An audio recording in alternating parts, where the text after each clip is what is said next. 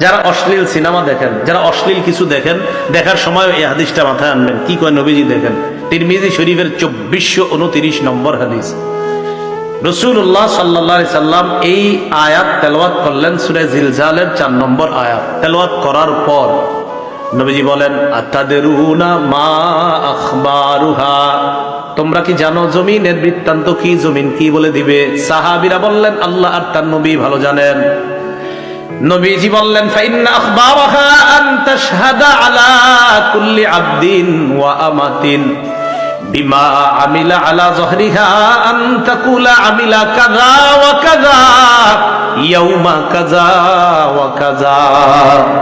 নবীজি বলেন, জমিন এইভাবে বৃত্তান্ত বর্ণনা করবে, আতুশাল অমুক এলাকার অমুক বান্দা ওই সময় এতটা বাজে অমুক দোকানের সামনে দাঁড়িয়ে টেলিভিশনের মধ্যে অশ্লীল সিনেমা দেখছে, মাবুদ আমি জমিন তার বিরুদ্ধে সাক্ষী দিয়ে দিলাম, তোমার কাছে বিচার চাই।